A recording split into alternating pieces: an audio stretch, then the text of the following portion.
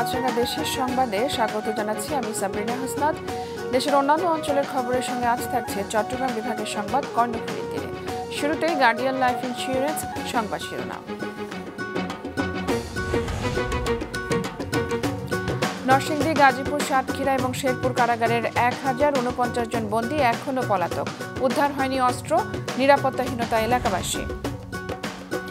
চট্টগ্রামের পোশাকের দোকান সহ শৌখিন পণ্যের দোকানে ক্রেতা কম, বিক্রি কম হওয়ায় ভাড়া ও কর্মচারীর বেতন নিয়ে শঙ্কায় ব্যবসায়ীরা।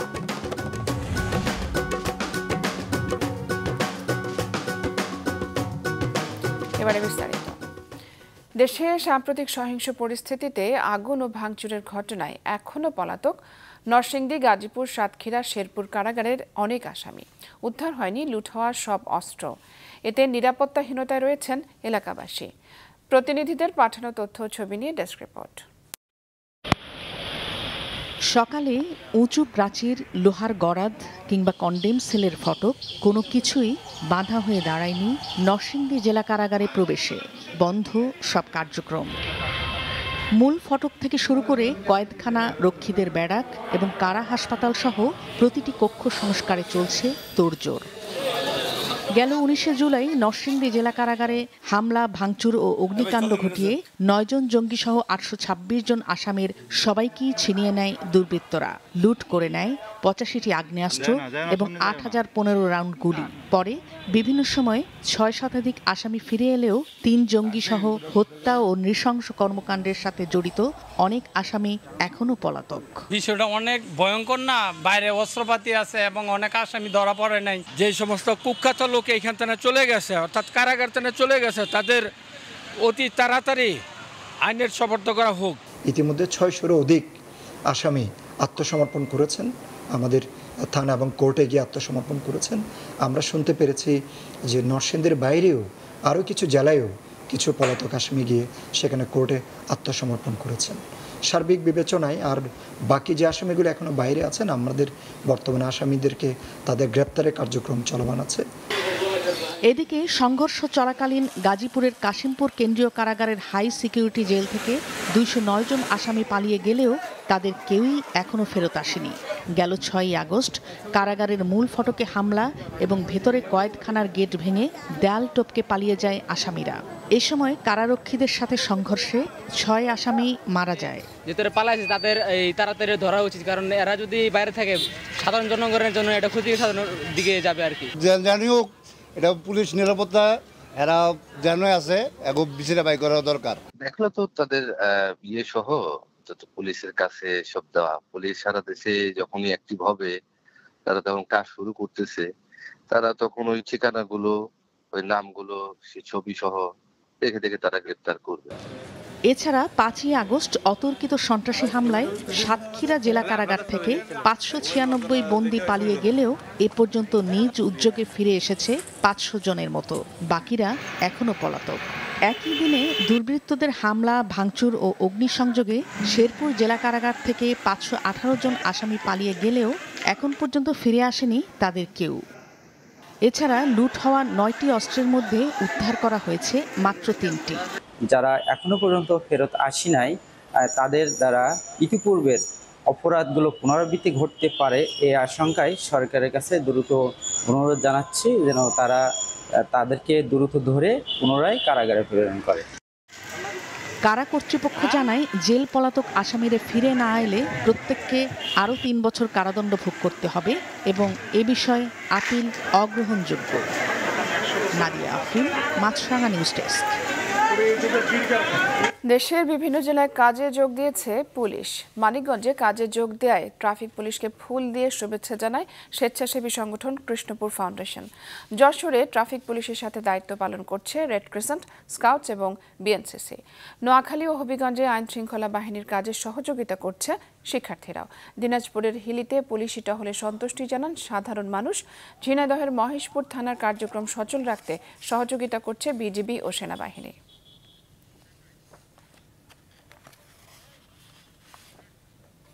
দীর্ঘদিন বন্ধ থাকার পর দেশের সব প্রাথমিক বিদ্যালয়ে আজ থেকে ক্লাস শুরু হয়েছে। সকাল থেকে দেশের বিভিন্ন জেলায় প্রাথমিক বিদ্যালয়ের কোমলমতি ছাত্রছাত্রীরা বিদ্যালয়ে আসে। অনেকদিন পর ক্লাস শুরু হওয়ায় শিক্ষার্থীদের মধ্যে আনন্দ উচ্ছ্বাস দেখা গেছে। সকালে নোয়াখালীর বিভিন্ন উপজেলার সরকারি 1253টি প্রাথমিক বিদ্যালয় সহ সব প্রাথমিক বিদ্যালয়ে ক্লাস শুরু হয়। এছাড়া লক্ষ্মীপুর, সাতক্ষীরা, ভোলা, খাগড়াছড়ি, নরসিংদী এবং ব্রাহ্মণবাড়িয়া সহ সারা দেশের প্রাথমিক বিদ্যালয়ের শিক্ষার্থীরা ক্লাস করছে। দেশের বিভিন্ন স্থানে আজও দেয়ালে দেয়ালে আলপনা আঁকাসহ ট্রাফিক নিয়ন্ত্রণে পুলিশকে সহযোগিতা করছে বৈষম্য বিরোধী ছাত্র আন্দোলনের শিক্ষার্থীরা। গাইবান্ধায় শহরের বিভিন্ন স্থানে চলছে দেয়াল লিখন এবং গ্রাফিতির কাজ। ছবির মাধ্যমে ফুটিয়ে তোলা হচ্ছে বৈষম্যহীন বাংলাদেশের চিত্র। টাঙ্গাইলে সড়কের পাশের দেয়ালে আন্দোলনের স্মৃতিকে তুলে ধরার চেষ্টা করেছেন শিক্ষার্থীরা। এদিকে দুপুরে চুয়াডাঙ্গা সরকারি কলেজের সামনে সম্প্রীতি সমাবেশ অনুষ্ঠিত হয়েছে। এ সময় সম্প্রীতি বিনষ্টকারীদের বিরুদ্ধে রুখে দাঁড়ানোর হুঁশিয়ারি দেন শিক্ষার্থীরা। অন্যদিকে ফরিদপুর সদর উপজেলা ভূমি অফিসের অনিয়ম দুর্নীতি ধরেছে শিক্ষার্থীরা। অন্যদিকে সকালে নোয়াখালীতে ট্রাফিক নিয়ন্ত্রণকারী শিক্ষার্থীদের মাঝে খাবার বিতরণ করেছেন ব্যবসায়ীরা।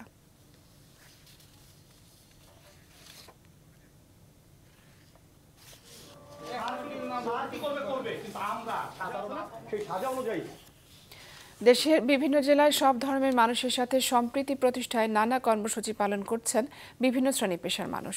যশোরের মনিরামপুরের হাজিরহাট বাজারে মানববন্ধন করে 96 গ্রাম সনাতনী সুরক্ষা মঞ্চ। এ সময় বাড়িঘরে হামলা, ভাঙচুর, অগ্নিসংযোগ এবং নাশকতার তীব্র প্রতিবাদ জানান বক্তারা। এদিকে পটুয়াখালীতে আইনশৃঙ্খলা বাহিনীর সাথে মতবিনিময় সভা করেছেন জেলা প্রশাসক। রাঙামাটিতে অফিস ভাঙচুর এবং জরুরি কাগজপত্র পুড়িয়ে দেওয়ার প্রতিবাদে সংবাদ সম্মেলন করেছে জেলা সড়ক পরিবহন ট্রাক শ্রমিক ইউনিয়ন। ব্রাহ্মণবাড়িয়ায় যে কোনো মূল্যে সাম্প্রদায়িক সম্প্রীতি বজায় রাখার কথা জানিয়েছে মাদ্রাসা শিক্ষার্থীরা।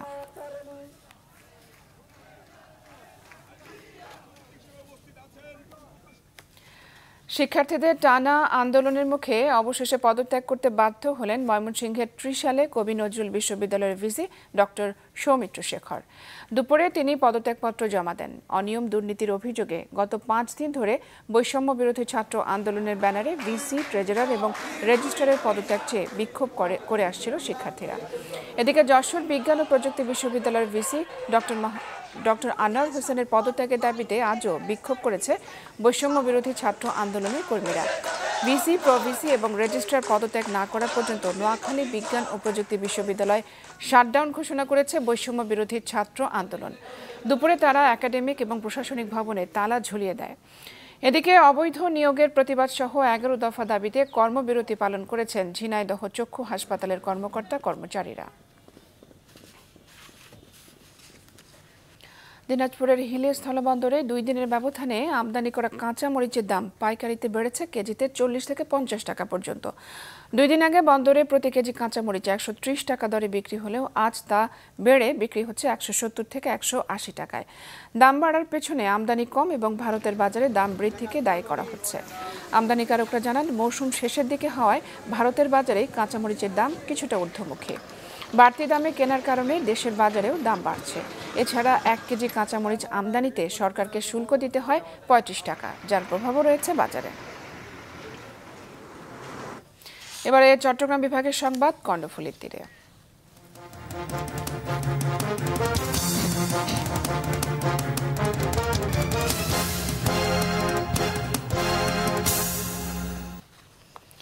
চট্টগ্রাম নগরের বিভিন্ন থানা থেকে লুট হওয়া 35টি আগ্নেয়াস্ত্র এবং 275 রাউন্ড গুলি উদ্ধার করেছে র্যাব 7। গেল 5ই আগস্ট চট্টগ্রাম মেট্রোপলিটন পুলিশের বিভিন্ন থানায় ভাঙচুর, অগ্নিসংযোগ এবং থানাগুলো থেকে অস্ত্র, গুলি এবং বিভিন্ন সরঞ্জাম লুটের ঘটনা ঘটে। লুট হওয়া এসব জিনিস জমা দিতে সবার প্রতি আহ্বান জানিয়েছে সরকার, যাতে অনেকেই সাড়া দিয়েছেন। স্থানীয় জনগণের কাছ থেকে এবং অন্যান্য উৎস থেকে এ পর্যন্ত 35টি বিভিন্ন ধরনের আগ্নেয়াস্ত্র এবং 275 রাউন্ড গুলি উদ্ধার হয়েছে। এসবের মধ্যে আছে SMG, Chinese rifle, BD rifle, shotgun, pistol এবং গ্যাস গান। দেশে চলমান অস্থিরতা এবং সহিংসতায় ক্রেতার শূন্য চট্টগ্রামের পোশাকের দোকান সহ শৌখিন পণ্যের দোকানগুলো। মূল্য ছাড় দিয়েও মিলছে না ক্রেতার দেখা। নাজমুল সাদিকের রিপোর্ট, ক্যামেরায় ছিলেন সঞ্জীব দে। সর্বোচ্চ 70% থেকে কোথাও 50, কোথাও 30, আবার কোথাও বা 20% ছাড়। চট্টগ্রামের নিউ মার্কেট সহ বিভিন্ন শপিং মলগুলোতে দেখা মিলবে এমন ছাড়ের ছড়াছড়ি। এর পরও নেই আশানুরূপ বিক্রি, উল্টো বিশাল মূল্য ছাড়ের পরও প্রায় ক্রেতা শূন্য দিন পার করছেন বিক্রেতারা। এত ডিসকাউন্ট থাকার পরও কাস্টমার শূন্য মার্কেটে, মানে সকাল টাইমে তো কোনো কাস্টমার, মানে সন্ধ্যার পরে আরো খারাপ অবস্থা। এখন তো দেশের যে পরিস্থিতি, এই পরিস্থিতিতে কাস্টমার খুবই কম আসতেছে। মূল কথা হচ্ছে আগের থেকে এখন সেলটা খুবই কম, একেবারেই কম। শার্ট, প্যান্ট, মেয়েদের পোশাক সহ কোনো বিক্রয় কেন্দ্রে নেই ক্রেতার দেখা। দেশের চলমান অস্থিরতায় আন্দোলন, কারফিউ, আবার কখনো বা সহিংসতা, টানা এমন পরিস্থিতিতে ব্যবসায় দেখা দিয়েছে চরম মন্দা। আমরা সারা বছর রেগুলার প্রাইস সেল করার সত্ত্বেও যে পরিমাণে কাস্টমার পাইছি বা যে পরিমাণে বেচা বিক্রি ছিল, ডিসকাউন্ট রাখার পরে ওই বেচা বিক্রিটা নাই। আমরা 1 তারিখ থেকে 10 তারিখের মধ্যে আমরা খুব ভালো সেল পেতাম, কিন্তু তার মধ্যে আমরা 90% সেল পাচ্ছি না। 10% নিয়ে কোনো মতো মানে দোকান চলাতে হচ্ছে। অস্থির এই সময়ে দোকান ভাড়া, বিক্রয় কর্মীর বেতন সহ অন্যান্য ব্যয় উঠছে না বলছেন দোকান মালিক ও বিক্রয় কর্মীরা। আমাদের স্যালারি দিতে পারবে কিনা এই মাসে তাও আমরা নিশ্চিত না, কারণ কাস্টমার আমরা 50% ডিসকাউন্ট, 30% ডিসকাউন্ট দিয়ে অনেকগুলো লসে সেল করতেছি, তবুও কাস্টমার পাচ্ছি না। এখন আমাদের নিজেদের বেতন তুলতেও কষ্ট হয়ে যাচ্ছে, তারপর বিদ্যুৎ বিল দিতে, দোকান ভাড়া দিতে কষ্ট হয়ে যাচ্ছে। বাংলাদেশ দোকান মালিক সমিতি বলছে, চলমান পরিস্থিতিতে এক মাসে খুচরা দোকান মালিকদের ক্ষতি হয়েছে অন্তত 500 কোটি টাকা। আমাদের চট্টগ্রাম মহানগরীতে 3.5 লাখের মতো দোকান আছে বাংলাদেশ দোকান মালিক সমিতির আওতাধীন। এর মধ্যে আমাদের যারা লাক্সারিয়াস পণ্যের যে আইটেমগুলো আছে, বিশেষ করে মার্কেটগুলোতে যে দোকানগুলো আছে সবগুলো আছে, এগুলো বন্ধই ছিল। এর মধ্যে ধরেন 1 লাখ থেকে 1.5 লাখের মতো হবে যে এই দোকানগুলা। তো এর মধ্যে আমাদের ক্ষয়ক্ষতির পরিমাণ দাঁড়িয়েছে 400 থেকে 500-র মধ্যেই। কারণ হচ্ছে দোকানের ভাড়াগুলো, ইউটিলিটি বিল, আনুষঙ্গিক অন্যান্য খরচগুলো আমাদেরকে বহন করতে হয়েছে, আমাদের দোকানদার ভাইদের বহন করতে হয়েছে। এগুলা তারা অনেক একটা ক্ষয়ক্ষতির মধ্যে পড়ে গেছে। এমন বাস্তবতায় নতুন সরকারের কাছে ব্যবসা বান্ধব পরিবেশ তৈরির আহ্বান ব্যবসায়ীদের। নাজমুল সাদিকি, মাছরাঙা সংবাদ, চট্টগ্রাম। চাঁদপুরের মেঘনা নদীতে ভ্রমণ করতে গিয়ে পদ্মা, মেঘনা এবং ডাকাতিয়া নদীর মোহনায় নৌকাডুবিতে 2 জন নিখোঁজ রয়েছে। জীবিত উদ্ধার করা হয়েছে 4 জনকে। চাঁদপুর থেকে নুরুল আলম পলাশের পাঠানো তথ্য ছবি নিয়ে ডেস্ক রিপোর্ট। চাঁদপুরের মতলব দক্ষিণ উপজেলার পৌর এলাকার 4 নম্বর ওয়ার্ডের চরমুকুন্দির বাসিন্দা উম্মে হানি ফাইমা আক্তার 2 মাস আগে বিয়ে করেন কোরিয়ান প্রবাসী নাইম খানকে। স্বামীর সাথে গত রাত 8টার দিকে চাঁদপুরের মেঘনা নদীতে ইঞ্জিন চালিত নৌকায় ঘুরতে বের হন। এই ঘুরতে যাওয়াই হলো তাদের জীবনের কাল। ঘুরতে ঘুরতে মেঘনা, পদ্মা ও ডাকাতিয়া নদীর মোহনায় পৌঁছালে প্রবল স্রোতের মধ্যে পড়ে যান তারা। স্রোতের তোড়ে উল্টে যায় ইঞ্জিন চালিত নৌকাটি। এ সময় নদীতে আশেপাশে থাকা একটি ট্রলার এগিয়ে আসে, উদ্ধার করে 4 জনকে। উদ্ধার করা সম্ভব হয়নি নাইম খানের স্ত্রী উম্মে হানি ফাইমা আক্তার এবং নূর মহসিন সেতুকে। তারা 2 জন এখনো নিখোঁজ রয়েছেন। দেখলাম ট্রলারটা আইতে আসে, ছোট একটা ডিঙি নৌকা, এখান থেকে এই কাছাকাছি আইসা বলে একটু কিনে আইসা একটা গোনার ভিতরে বললো, গোনার ভিতরে পরি নৌকা তলায় গেল, হাল্লা চুলে লাগাই দিল। এখানে কোনো ট্রলার নাই, কিছু নাই। আমাদের গাড়ির একটা স্পিড বোট আইতে হয়েছে, ওইখান থেকে আইসা 4 জন উদ্ধার করছে, 2 জন পায় না। 8টার দিকে আমরা খবর পাই নৌকা ডুবে গেছে। 3 জন কোন রকম বাইচে, 7-8 জনে তো ওনারা উঠতে পারছে। শুধু আমার বোন নাই, আরেকজনের ওয়াইফ নাই, এই 2 জনেই পায় না। এখনো তাদের সন্ধানে অভিযান চালাচ্ছে ফায়ার সার্ভিস, কোস্টগার্ড ও 2 নিখোঁজ পরিবারের লোকজন। মাছরাঙা নিউজ ডেস্ক।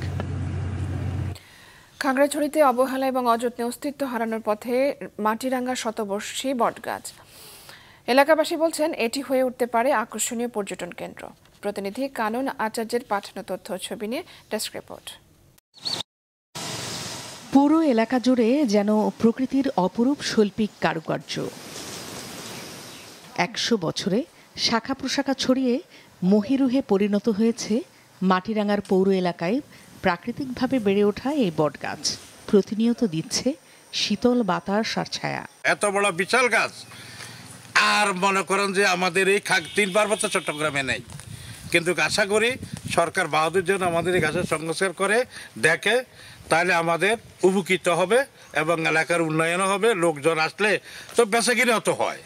অথচ শতবর্ষী বটগাছ রক্ষায় নেই কোনো কার্যকর উদ্যোগ। ভেঙে পড়ছে ডালপালা, এমনকি গাছতলায় বসার জন্য কয়েকটি সিমেন্টের বেঞ্চের ব্যবস্থা করা হলেও তা এখন ভাঙাচোরা। যদি এই বটগাছ পর্যটন কেন্দ্র যদি হতো, তাহলে আমাদের এখানে অনেক লোকের কর্মসংস্থানের ব্যবস্থা হতো। এই গাছটাকে ডিসি সাহেবও আসে, মাটিরাঙ্গা উপজেলার নির্বাহী কর্মকর্তা ওনারা আসে, কিন্তু এটারে কখনো গ্রাহ্য করে না। এটা মানে এই যে ঢাইলগুলো ভাঙে গেছে গা। মাটিরাঙ্গা পৌরসভার 1 নম্বর ওয়ার্ডের যে শতবর্ষী বটমূলটি এটি খুব সৌন্দর্য ছিল, কিন্তু রক্ষণাবেক্ষণের অভাবে এই বটগাছটির কয়েকটি ডাল ভেঙে পড়ে।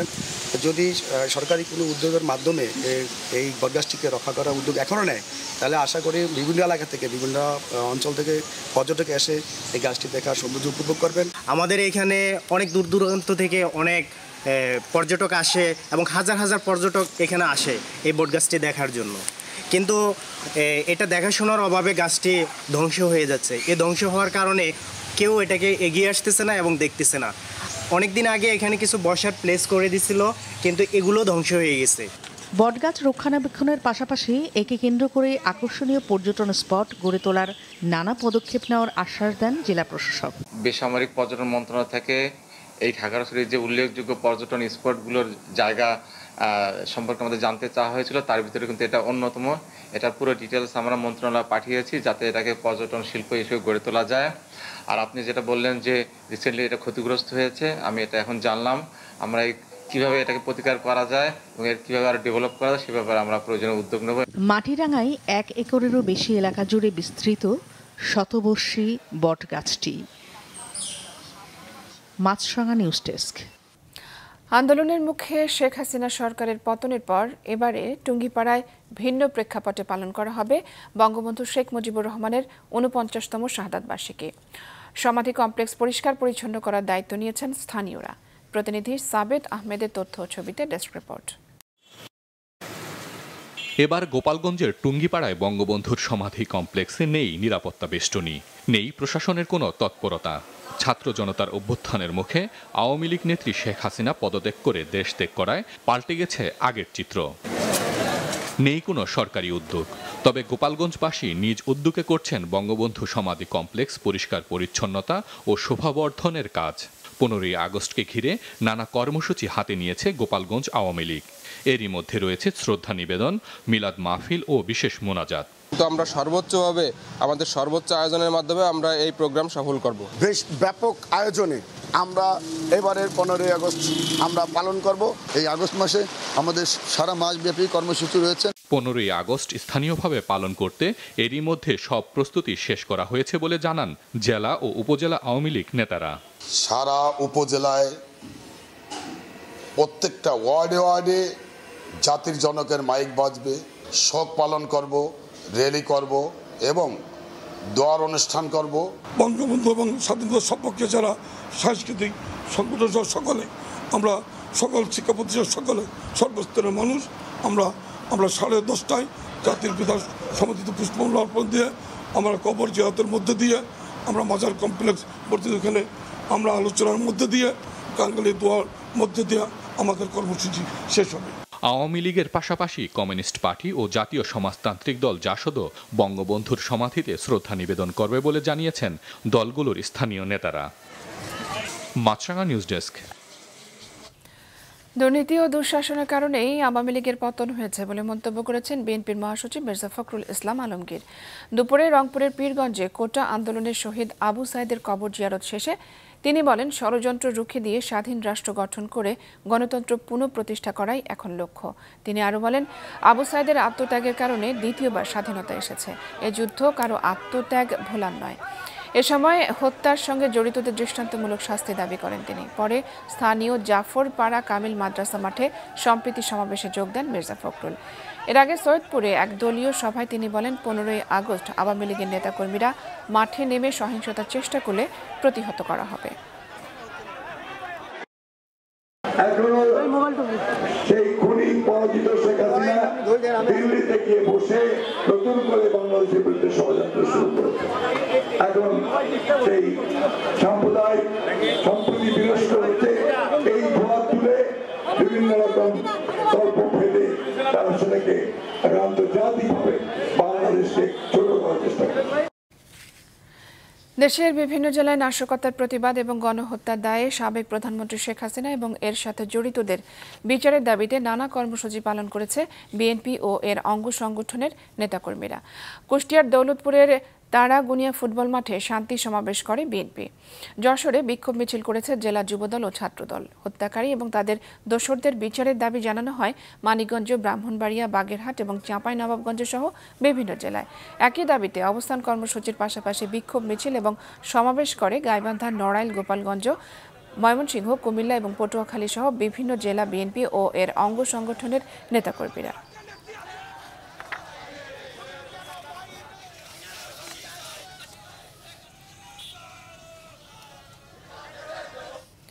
এদিকে সাবেক প্রধানমন্ত্রী এবং আওয়ামী লীগ সভাপতি শেখ হাসিনা ও দলের নেতাদের বিরুদ্ধে হত্যা মামলার প্রতিবাদে গোপালগঞ্জে বিক্ষোভ মিছিল করেছে আওয়ামী লীগ ও এর সহযোগী সংগঠনের নেতাকর্মীরা।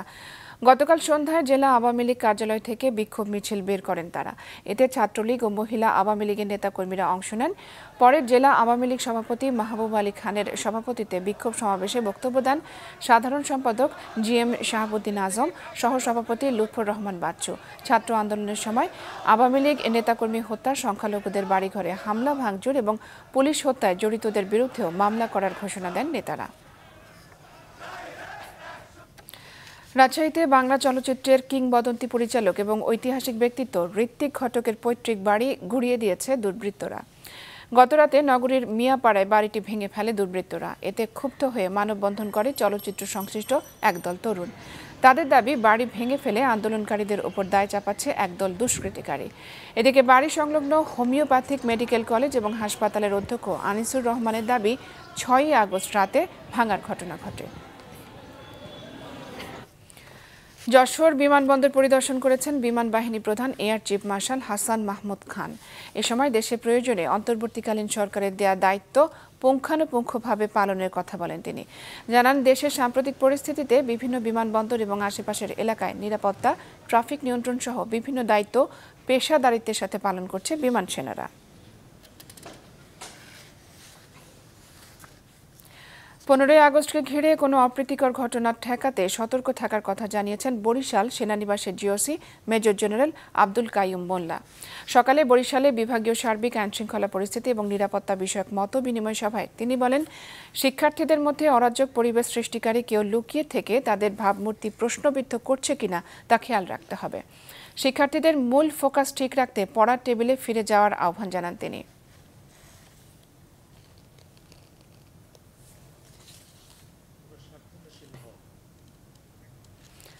মাছরাঙা দেশের সংবাদ শেষ করার আগে গার্ডিয়ান লাইফ ইন্স্যুরেন্স সংবাদ শিরোনামগুলো জানিয়ে দিচ্ছে আরও একবার। নরসিংদী, গাজীপুর, সাতক্ষীরা এবং শেরপুর কারাগারের 1049 জন বন্দী এখনও পলাতক। উদ্ধার হয়নি অস্ত্র, নিরাপত্তাহীনতায় এলাকাবাসী। চট্টগ্রাম মহানগরীর বিভিন্ন থানা থেকে লুট হওয়া 35টি আগ্নেয়াস্ত্র এবং 275 রাউন্ড গুলি উদ্ধার করেছে র্যাব, পুলিশের কাছে হস্তান্তর।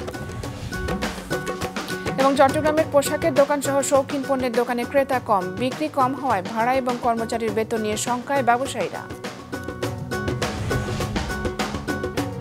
এই ছিল এখনকার মতো। ফেসবুকে আপডেট পেতে ভিজিট করুন মাছরাঙা টেলিভিশনের পেজে। ইউটিউব চ্যানেলেও দেখতে পারেন আমাদের সংবাদ, প্রতিবেদন এবং অনুষ্ঠান। আমাদের পরবর্তী সংবাদ সন্ধ্যা 7টায় দেখার আমন্ত্রণ রইল।